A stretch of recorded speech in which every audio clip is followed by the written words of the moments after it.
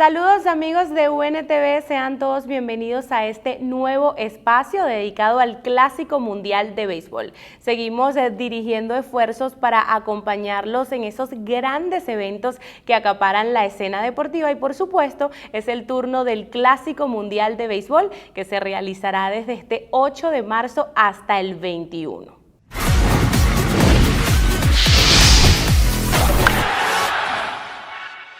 Después de 5 años de ausencia, el torneo regresa ahora con 20 participantes repartidos en 4 grupos. En el grupo A está China Taipei, Países Bajos, Cuba, Italia y Panamá. En el grupo B está Japón, Corea del Sur, Australia, China y República Checa. En el grupo C está Estados Unidos, México, Colombia, Canadá y Gran Bretaña. El grupo D, que para muchos es el grupo de la muerte, está conformado por Venezuela, República Dominicana, Puerto Rico, Nicaragua e Israel. Gran Bretaña, República Checa y Nicaragua son los debutantes de esta edición. Los favoritos, por supuesto que el campeón defensor Estados Unidos, Japón, que ha ganado 2 de los 4 clásicos anteriores, Puerto Rico, que ha sido la medalla de plata en las últimas 2 ediciones, y República Dominicana, que fue el ganador de la edición de 2013 y tiene para este año uno de los rosters más temibles. Estos 2 países, Puerto Rico y República Dominicana, son rivales directos de Venezuela en esta primera ronda que disputarán en Miami. Venezuela tiene que ir en contra de la historia para mantener vivas sus esperanzas de avanzar en un clásico que tiene 2 aristas muy importantes. Es el último clásico de Miguel Cabrera, que ya confirmó su retiro como pelotero profesional al terminar la campaña 2023 de las Grandes Ligas. Y también es el primer clásico mundial de Ronald Acuña Jr. como la nueva cara de la generación, de la Legión Criolla. El combinado nacional, ahora dirigido por Omar López, por supuesto quiere mejorar lo que ha sido su mejor actuación, que fue en 2009 cuando obtuvieron la medalla de bronce, con un equipo de superestrellas que además de Miguel Cabrera reunía a Magglio Ordóñez, Carlos Guillén, el Rey Félix Hernández, el Kiter Rodríguez, Marco Escútaro, Melvin Mora, el receptor Henry Blanco, entre muchas otras figuras. Pero para eso necesita superar a esos 2 grandes rivales que son Dominicana y Puerto Rico, y es por eso que el grupo D es conocido como el grupo de la muerte. Para este año había muchas expectativas en relación al roster de Venezuela, porque hay mucha juventud que se está abriendo paso en el llamado mejor béisbol del mundo, pero por supuesto había que lidiar con el tema de los permisos. Ya explicaba el manager Omar López que el Clásico Mundial no es un mundial similar a la Copa del Mundo de fútbol, sino más bien un torneo que organiza Major League Baseball para reunir, mejor dicho, a los grandes exponentes de la disciplina. Y es por ello que los equipos, las organizaciones, son quienes tienen la potestad de decidir, pues, quiénes van a participar y quiénes no. En virtud de eso, tomando todo eso en cuenta, Venezuela presentó su roster el 9 de febrero y lo vamos a ver en pantalla. Como receptores están Salvador Pérez, Omar Narváez y Robinson Chirinos. Como infielders están Luis Arraez, José Altuve, Eugenio Suárez, Andrés Jiménez y Eduardo Escobar. También Miguel Cabrera, Miguel Rojas, Gleyber Torres y Luis Rengifo. Como outfielders aparecían David Peralta, Ronald Acuña Jr. y Anthony Santander. Como abridores, Germán Márquez, Martín Pérez, Pablo López, Luis García, Eduardo Rodríguez, Joely Chacín, Jesús Luzardo y Ranger Suárez. Como pitchers relevistas, José Alvarado, José Ruiz, Andrés Machado, José Quijada, Darwinson Hernández, Carlos Hernández y Silvino Bracho. Y en la reserva estaban Edwin Escobar, Máximo Castillo, Emmanuel de Jesús, Endris Briceño, Norwin Gudiño, Eliezer Hernández, Anthony Vizcaya y Alexis Rivero. Para hablar de este roster que ya ha sufrido un par de cambios, me acompaña Víctor Bocones, jefe de información del diario Líder, nuestro compañero aquí en el grupo Últimas Noticias. Víctor, bienvenido a las cámaras de UNTV. Gracias, bueno, ya próximo a comenzar este clásico, hay muchas expectativas, Yeli, sobre todo en torno a Venezuela, después de ese, bueno, yo creo que atareado y numérico Clásico Mundial 2017, todo el mundo sacando cuenta a las 3 de la mañana en ese último juego Venezuela-México, pero hay muchas expectativas en torno a este equipo, nuevo manager, nuevas caras, un roster de alguna manera rejuvenecido. Y un nuevo proceso, ¿no? Porque lo hemos conversado en situaciones anteriores, no es solo la expectativa con la juventud que hay en el roster, sino todo el proceso que ha envuelto la preparación del clásico, la escogencia del manager, del staff. O sea, ha sido como muy público este clásico mundial, ¿no te parece? Bueno, de cierta forma sí, también hubo su hermetismo en cuanto a las noticias. De hecho, así lo quisieron los directivos de la Federación de Béisbol, Araceli León, el mismo Omar López, que no querían eso, pues que se fueran filtrando las informaciones para mantener ese ritmo compacto y llegar a este Clásico Mundial frescos. El Clásico pasado, si mal no recuerdan, faltando días, hubo esa bomba entre Omar Vizquel, Eduardo Pérez, y quizás informaciones que atentaban contra la concentración y el foco donde debía estar. Quizás se guardaron mucho eso y bueno, están yendo de la mejor manera posible. Sí, yo creo que en ese sentido ha sido mucho más organizado. Ellos han decidido en qué momento y a qué velocidad los fanáticos han podido incluirse en esta preparación al clásico. Pero vamos a hablar del roster. Yo lo leí la primera, el que publicaron el 9 de febrero. Ya hay dos cambios, porque está Germán Márquez, que se bajó por lesión, sí, y está Miguel Rojas, que decidió no ir. Fue una decisión propia. Sí, bueno, Manuel de Jesús, que fue justamente la sustitución de Germán Márquez. En lo personal, yo pensé que se iban a encargar de buscar a otro abridor, tomando en cuenta las limitaciones que tienen los abridores en esta primera ronda, 65 picheos por apertura. Quizás podían buscar bueno, yo creo que Eric Leal fue uno de los más mencionados después de su actuación en la pelota venezolana, y además esa monstruosa actuación con Leones del Caracas en la Serie del Caribe. Pero bueno, se llevan a un zurdo, otro más. Como dicen, siempre es bueno tener un zurdo, y Venezuela tiene hasta 4 en ese bullpen, que me atrevo a decir que es uno de los mejores, cuidado y si no el mejor bullpen que pueda llevar Venezuela en comparación al resto de los clásicos. Tú mencionas la otra sustitución, Miguel Rojas, por temas de la organización de los Dodgers, llegaron a un acuerdo. Gavin Lux se lesiona, pierde toda la temporada, y Miguel Rojas surge como el candidato principal a ser el campo corto de los Dodgers. Es una decisión lógica para mí, sobre todo tomando en cuenta que, bueno, ese es su contrato, esa es su carrera, y quien realmente le paga a Miguel Rojas va a ser Dodgers de Los Ángeles, no la selección de Venezuela. Y además, si nos ponemos a hablar, tú mencionas el roster del 9 de febrero, ya no estaba Wilson Contreras. Y Wilson Contreras iba a ser, cuidado y si no, titular por encima de Salvador Pérez, jugando un poco con Salvador Pérez como bateador designado. Pero Miguel Rojas iba a estar en la banca. A lo sumo, podía alinear como titular en uno de los encuentros de la primera ronda. Entonces, a decir verdad, creo que quizás no vaya a ser mucho peso la falta de Miguel Rojas, más allá de que es una de las mejores manos que tiene Venezuela en el sistema de las Grandes Ligas hoy por hoy. Y decíamos que, oye, es el primer año de Miguel con los Dodgers, tiene que preocuparse por hacer una buena presentación, por demostrar todo lo que tiene, y era un poco el caso de Wilson, que está con los Cardenales, va a su primer año, además tenía una lesión que lo tenía como condicionado, y a pesar de que había sido una de las principales figuras que le había dicho al manager, oye, cuenta conmigo, terminó decidiendo pues no asistir para poder prepararse, como tú dices, esa es su carrera, el clásico es cada 4 años, tuvimos 5 años sin clásico.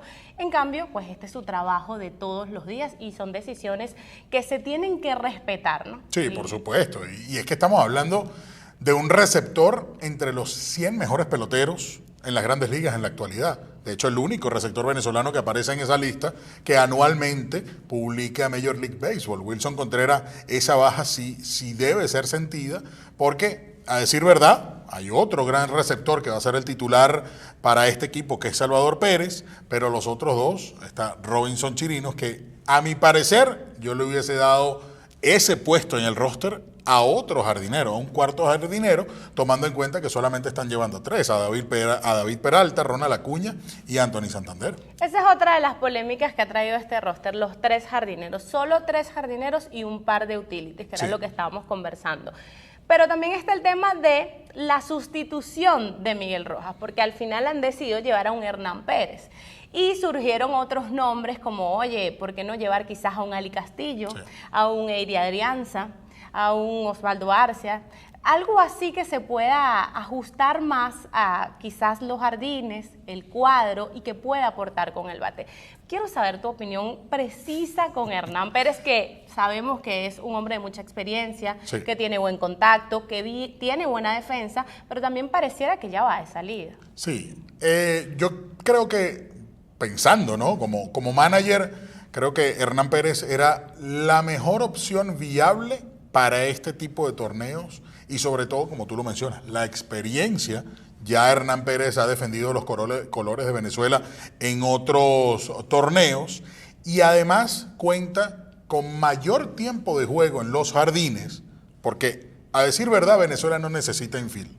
Tiene a Andrés Jiménez, tiene a Luis Rengifo, tiene al mismo Eduardo Escobar, Eugenio Suárez, José Altuve y Gleyber Torres. Necesitan es un jardinero. Y de todos los que mencionamos, Ali Castillo, Eiri Adrianza, el mismo Orlando Arcia, Hernán Pérez era la pieza indicada para este momento preciso que necesitaba suplir esa baja de Miguel Rojas en el roster de Venezuela. Bueno, yo no estoy de acuerdo. Yo creo que habían otros nombres. Lo que acabo de decir, Hernán tiene mucha experiencia, mucha pericia, pero a mí me hubiese gustado ver a otros. Sí, a otras personas. Sobre todo, yo creo que el tema con Ali particularmente es que siento que Ali no ha recibido las oportunidades que merece, y me parece que el Clásico Mundial hubiese sido una gran ventana para él, para demostrar el jugador que es. O sea, estamos hablando de probablemente el mejor jugador de toda la postemporada en la Liga Venezolana de Béisbol Profesional, un jugador que llegó a un nuevo equipo, se adaptó, batió, se envasó, es un primer bate espectacular, que ojo, Venezuela no tiene problemas con el primer bate, tenemos para escoger, pero siempre ese bate productivo de Ali Castillo, pues puede hacer un cambio. Y a mí me hubiese gustado que recibiera la oportunidad, pero bueno, está Hernán ahí, confiamos en él, sabemos que tiene la experiencia. Otro de los temas de debate que ha generado el roster de Venezuela fue la convocatoria de Miguel Cabrera. Vienes con furia. Yo decía al comienzo que este era un Clásico Mundial muy especial porque habían 2 aristas que podías tomar en cuenta. Una es que es el último Clásico Mundial de Miguel Cabrera, que bueno, sabemos todo lo que representa Miguel para nosotros, no tenemos que decirlo acá, pero también es el primer Clásico Mundial de Ronald Acuña como la cara de la Legión Criolla, como el nuevo protagonista, pues. Entonces, fíjate algo, a mí me llama particularmente la atención que había todo un debate de la afición. Sí, claro. De la afición sobre sí o no llevar a Miguel Cabrera. Algo que a mí me parece que no había discusión alguna, pero quiero conocer tu opinión. ¿Era necesario llevar a Miguel Cabrera y sobre todo, era necesario llevarlo como jugador? Porque hubo quienes sugirieron que lo llevaran como asesor, como asistente del manager, o sea, parte del staff. Bueno, no llevar a Miguel Cabrera, si eso hubiese ocurrido, era un error garrafal para para la Federación de Béisbol y el cuerpo técnico en general. Miguel Cabrera se ha convertido en la voz, la cara y la presencia de Venezuela. Yo creo que después de Luis Aparicio, guardando distancia con David Concepción, Osvaldo Guillén, el mismo Omar Vizquel que dirigió a esta selección el clásico pasado, Miguel Cabrera está por encima de ellos. La carrera de Miguel Cabrera merecía un clásico. O sea, un clásico más. Un clásico de despedida. Claro, además, en su año de cierre de temporada, después de alcanzar los 500 cuadrangulares, los 3.000 imparables, sí, son números. Pero más allá, la presencia de él como pelotero era lo que te iba a mover el dogao. Y fíjate que eso faltó en el clásico pasado con Omar Vizquel como manager, que generó tanta interrogante, primero en cómo se anuncia la llegada de Omar Vizquel, que no vamos a adentrarnos en ese tema, pero necesitaba esa voz de mando, y quien siempre la ha tenido es Miguel Cabrera. Y ahora, con esta nueva generación de relevo, con Ronald Acuña como cabeza de esa nueva generación, esos muchachos necesitan una voz, y la voz de la experiencia se llama Miguel Cabrera. Porque además hay un respeto, ¿no? Que se siente con Bueno, él Miguel. mismo lo dijo, él mismo dice, o dijo en su momento que él tenía que estar en ese dogado, así sea de recogebate, sí, pero tenía que estar en ese dogado para levantar y sobre todo el ímpetu que necesita Venezuela en este momento preciso de brillar en este torneo. En el 2013 se quedan en la primera ronda, en el 2017 tuvimos que sacar calculadoras científicas para darle ese pase a la siguiente fase a Venezuela, que no fue un clásico fácil para Venezuela. Recuerden nada más el juego ante Italia, 11-10. Entonces, necesitan un guía. Más allá de Omar López, de Carlos Mendoza, que son las dos cabezas del cuerpo técnico, necesitan a alguien que sea cercano a ellos. ¿Y por dónde pasó todos estos peloteros que están en el roster hoy en día? Por la decisión de Miguel Cabrera. Sí, yo creo que es un poco, y lo conversé contigo en otras oportunidades, un puente, una conexión entre los técnicos y los peloteros. Creo yo que los muchachos, y precisamente pensando en esa juventud, en un Andrés, en un Ronald, en un Gleyber, hasta en un mismo Luis Arraez, siento que necesitan una figura que lo vean, represente respeto, pero adicionalmente a eso, ellos sientan parte de ellos, que siga siendo un pelotero. Y yo ponía el ejemplo con Nelson Cruz y con Yadier. Yo decía, oye, Nelson Cruz se le asignó una responsabilidad enorme cuando aún todavía no concluye su carrera como pelotero profesional en Grandes Ligas. La única explicación que yo le encuentro a eso es que necesitaban que entre la gerencia, en la conformación del equipo, hubiese una persona que ellos pudiesen identificar como un similar a ellos. Claro. Igual el caso de Yadier. Yadier se retiró el año pasado, apenas en Venezuela tuvo como su primera experiencia como piloto de una selección profesional, de un equipo profesional, de mayores, porque ya había tenido unas experiencias pequeñas con equipos de categorías inferiores, pero no es lo mismo. Entonces le dan esta responsabilidad de llevar a Puerto Rico, creo yo también para eso, para hacer un puente entre los técnicos, el staff y los peloteros. Creo que es la opinión, creo que es como la explicación quizás más lógica que yo encuentro. A mí también me parece que había que llevar a Miguel Cabrera, y no por un tema de sentimiento, sino por lo que ya estamos explicando. Él va a ser una figura de autoridad, él va a ayudar a Omar a guiar, y él ha tenido mucho que ver con la conformación del equipo, cómo se va a jugar.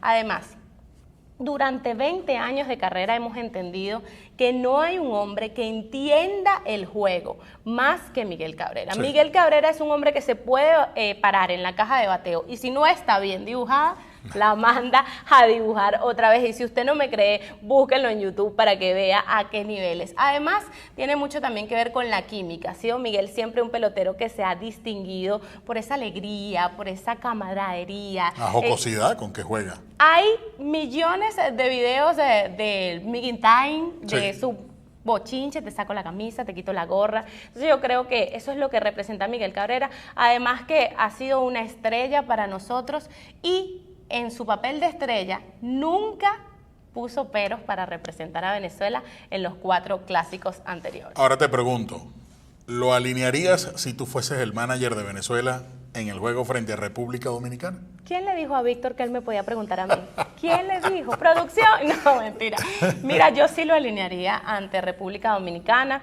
Creo que el orden en el bate, pues ya sí no me atrevo como a ubicarlo, porque ciertamente hay mucho poder, no poder, capacidad de poner la bola en juego en cualquier punto, porque tú lo mencionabas anteriormente, no ves mucho poder en el line-up de Venezuela, pero yo sí lo pondría en el primer juego ante República Dominicana, aunque es un reto porque Venezuela nunca le ha ganado a República Dominicana en los clásicos mundiales. En las 4 oportunidades que lo ha enfrentado, pues hemos perdido. Pero creo que tiene que estar como titular, porque hay mucha gente que dice que hay que alinearlo para los últimos juegos, ante Nicaragua, ante Israel. Sería una falta de respeto de cierta forma, y además Estamos hablando de que se va a jugar en donde él debutó, en Miami, donde dio sus primeros pasos, y es tal cual, darle un balance a esa alineación, sobre todo ante un rival de mucho peso, porque cuidado y si no, el juego más importante de Venezuela en este Clásico Mundial 2023 va a ser ese primer juego ante República Dominicana. Hablando de eso, Víctor, estamos en el equipo de la muerte, en el grupo de la muerte. Fíjate que es muy contradictorio, porque al ver a tres potencias, Puerto Rico, Dominicana y Venezuela, uno pensaría que sí, pero yo me atrevo a dar al grupo de Estados Unidos como un grupo muy sorpresivo, porque de cajón Estados Unidos, el campeón actual de este torneo de naciones, tiene que clasificar a la siguiente fase, pero tanto México como Canadá y Colombia en ese grupo C, cualquiera puede colarse.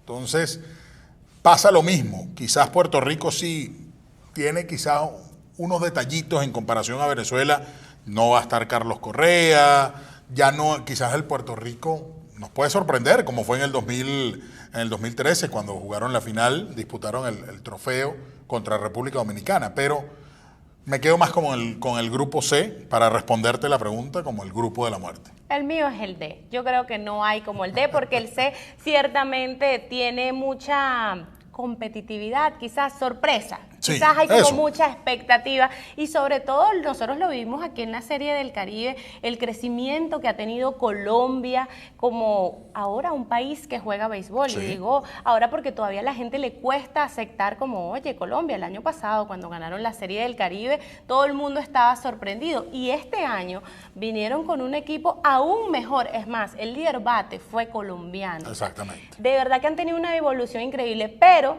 eso no resta que República Dominicana, primero, es el gran favorito de este torneo para muchos especialistas. Puerto Rico ha sido medalla de plata en las últimas 2 ediciones.